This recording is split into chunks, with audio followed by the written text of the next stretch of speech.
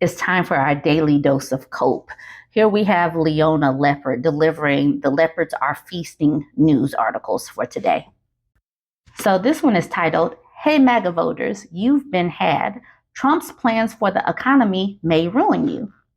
This is an op-ed in the USA Today, and I really like his snarky language. So we're going to go ahead and do this whole article.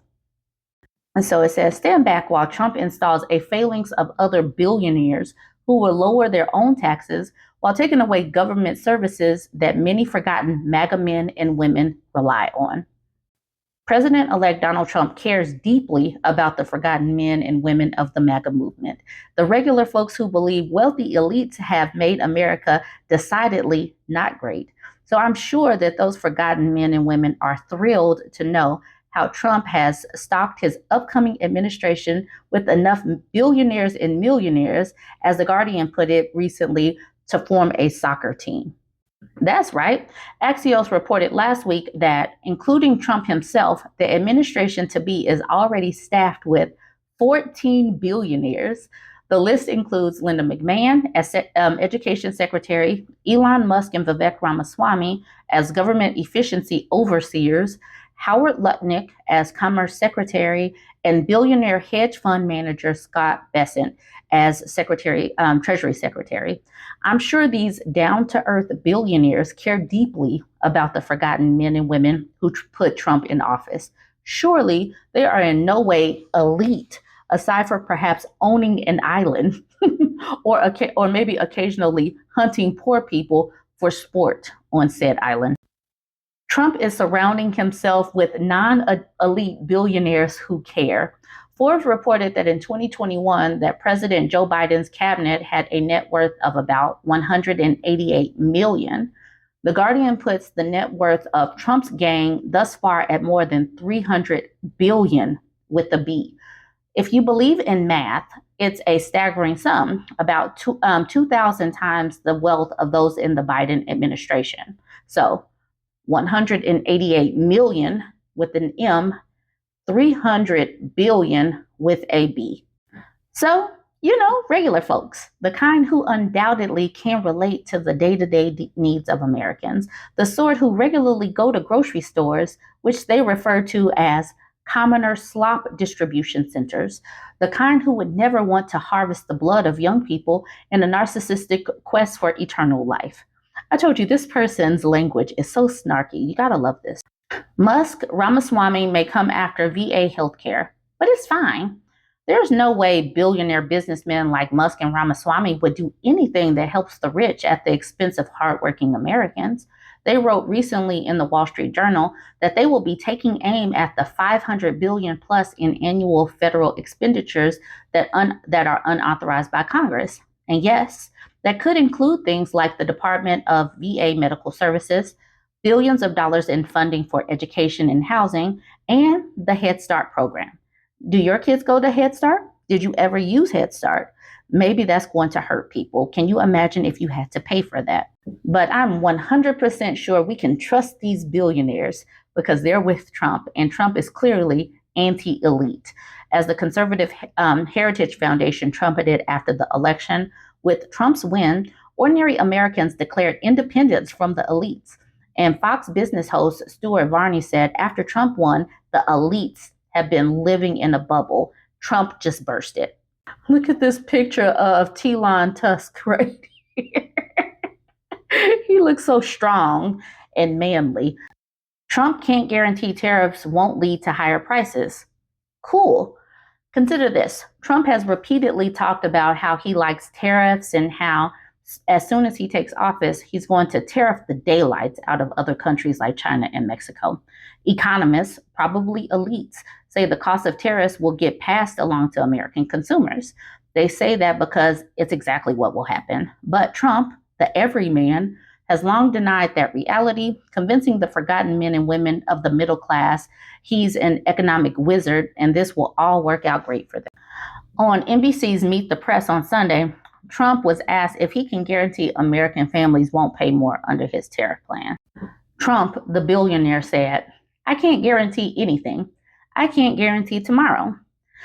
Put your future in the hands of Trump's caring billionaires. You see, Trump cares about American families to not guarantee anything.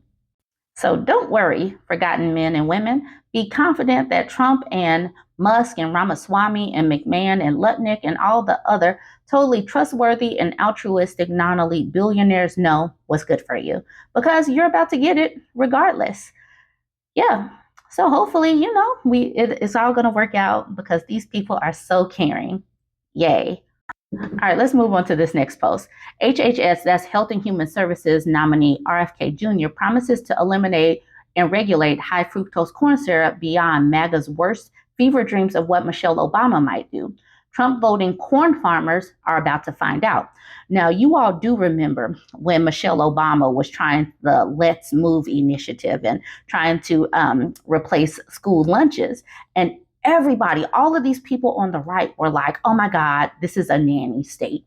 And I'm sure you all remember when Hillary Clinton tried to regulate the size of pop because of how much sugar was in pop. But now these people seem to have forgotten. And now that RFK wants to do this, it's like, oh my God, this is a great plan. But if he were to pull high fructose corn syrup, that's going to impact Iowa farmers. And Iowa farmers did vote for Trump. So this is definitely leopards ate my face. If their farms go down, they do not deserve farm subsidies and they deserve to plummet like everybody else. But let's get into this article. So this is an article from Raw Story. It says, doing battle against own voters. Report claims Trump picks set for head-to-head with MAGA. Look at this picture. They pull out some good pictures for these thumbnails. Donald Trump's nominee to oversee the Department of Health and Human Services is set to pick a fight with President-elect's own voters by targeting high fructose corn syrup as a health hazard, according to a report. RFK has long voiced concerns about corn syrup and vegetable oils, saying they lead to obesity and chronic illness. And he would have the authority over the FDA to potentially place limits on those products' use and disrupt American agriculture, reported the New York Times. I'm not going to do this whole article, but this man has definitely said this. And Trump, even before he got elected, said that he was going to bring RFK on board. So the people who voted for this voted for this. And I do remember, I am old enough to remember when Michelle Obama was in office, and they all said that she was part of the nanny state. But now all of these people welcome the Trump administration, and they're definitely going to be part of the nanny state. Just a few comments under this post. Viper Light says, looking forward to Coke flavored with sugar. Of course, I won't be able to afford it. This person says, it's already available. It's Mexican Coke bottles. Yes, they do have Coke that is flavored with real sugar, but if it's imported, it's going to have a tariff. Also, Oak says, will it be available if Trump imposes heavy tariffs on Mexico? And this person said, they'll be Brazilian. Most of South America uses sugar. Mexico is just the closest with a bottling plant. Okay, let's move to this next post. This person titled it, wait, I voted for you to go after the gays, immigrants, and these leftist teachers to protect our children in Texas, not take away my weed. And then he puts this caption at the bottom. Voters voted to project their morals on others, but get upset when others' morals are projected onto them. Now their faces are missing. So it looks like in Texas, they're trying to ban THC, which is going to impact these people's weed. So these are some of the comments under that post. Screw you, Dan. I was one of your supporters until now. This bill will be your downfall. Legalize it, regulate it, tax it, just like tobacco and alcohol lobbies who obviously own you. Texans have had enough of your Bible-thumping hypocrisy.